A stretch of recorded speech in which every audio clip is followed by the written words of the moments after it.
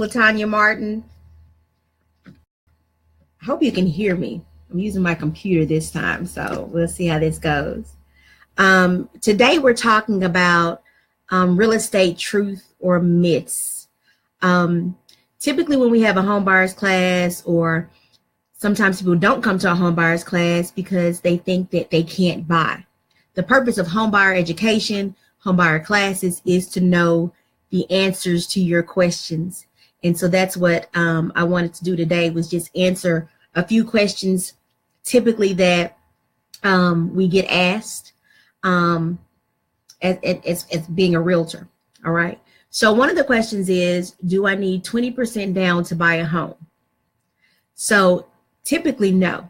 If you're a first-time home buyer doing an FHA loan, the typical down payment is around 3.5%.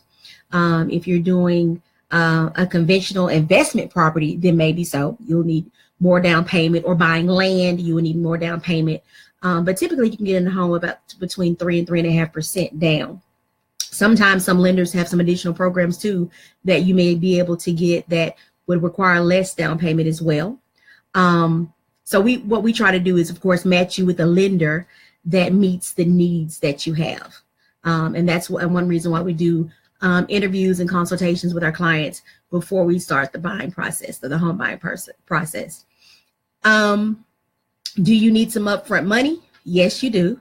Now I will say this, there are some 100% loans, such as rural, if you want to live in some rural areas. And rural does not necessarily mean, hundreds of miles away. There are some areas between Hendersonville and Gallatin that are considered rural.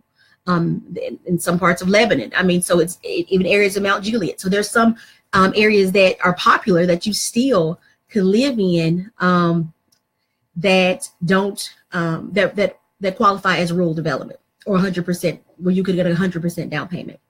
As well as if you're in the military and you have a VA loan, typically those are 100% loans.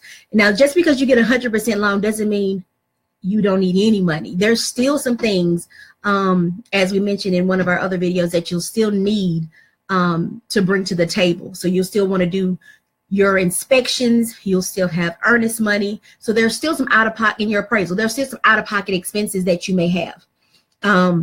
Even with those 100% loans, it just means that the amount that you pay down and the amount of closing costs and the amount of money that you have to bring to the table, of course, is drastically reduced.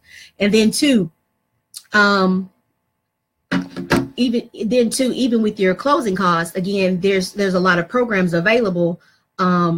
Even if you do have to pay the 3% down program for first-time home buyers, there's those $15,000 grants that we talked about before as well.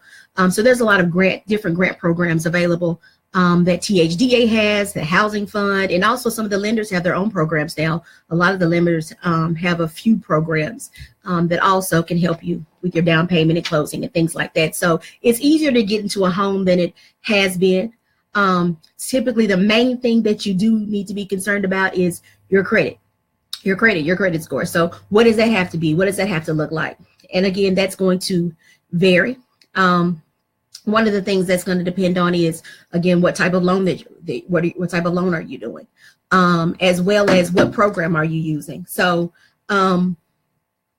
you got some lenders that can take you with a 580, but that means you do need to have some money saved. If you have money, you can go in with a lower score. Your interest rate may vary as well, maybe a little higher. But for those who typically need that down payment assistance, depending upon which plan you need or use, or which program you go through, you'll need between a 620 or a 640. So that's going to vary as well. Someone is knocking on my door right now. That's going to vary.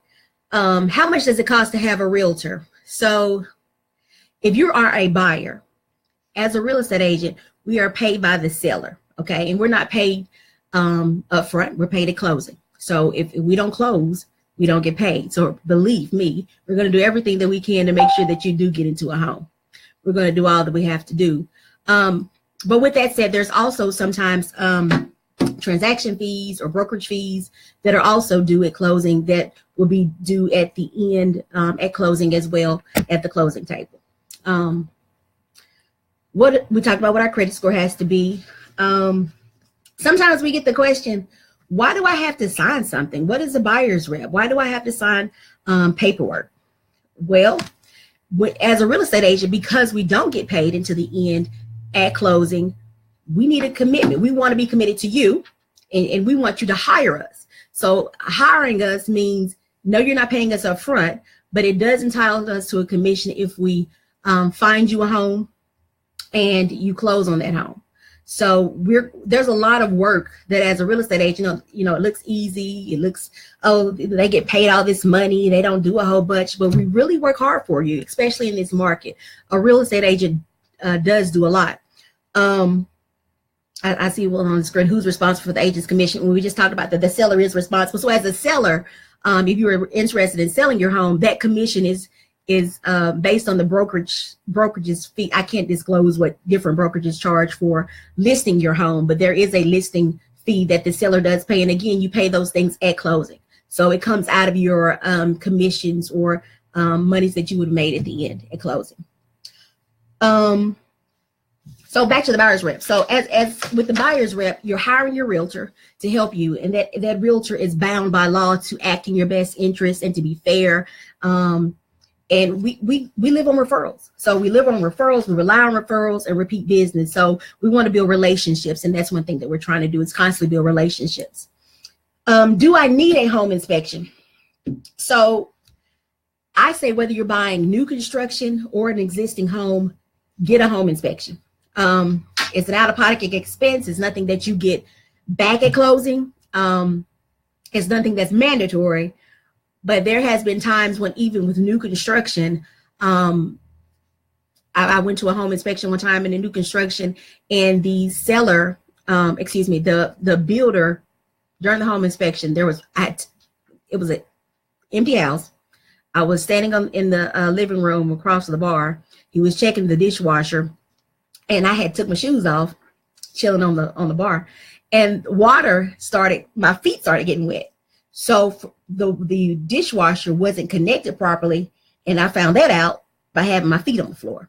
So even sometimes things can go wrong with new construction. So again, whether it's new construction or existing construction, get you a home inspection. And typically if it's new construction, they'll pretty much do most of the things or all of the things on that home inspection list. Of course, if it's a home sold as is, it's just good to go ahead and have a home inspection so you know what's going on with the home, and you make the decision whether or not that you're going to continue the process or not. And if you do ask for some repairs, the seller's going to decide whether the things they will do or the things they won't do. And then you all can negotiate from there as well. So I'm trying to think if there's any other questions. Are there any other questions that as a buyer or a seller that you wanted to know or want to ask? Ask me now. Thank you all for joining. All right. So that's typically, or that's about all the questions that I had to answer. Again, I'm going to try to come on at least once a week and just talk about real estate and some things going on. So tonight, of course, for those of you that do not know, it's our career night. So for those who are thinking about a career in real estate and you haven't made a decision, or for those who've been thinking about making some changes, we'd love for you to come out tonight from 5 to 7 here at Grand Style Homes, 1023 East Trinity Lane, Nashville. We have a food sponsor who is Lisa White with Ready to Sign Title Services. She'll be sponsoring some food and hors d'oeuvres for us this evening. But we're going to just talk about the steps to becoming a realtor, what that looks like, and some of the things that we provide here at Grand Style Homes. So looking forward to see those that want to come out. And again, if you have any questions, feel free to call me or text me. Office number here is 615-468-1050. Cell phone is 615-582-1156. Or check us out on the web at www.grandstylehomes.com. We look forward to working for you.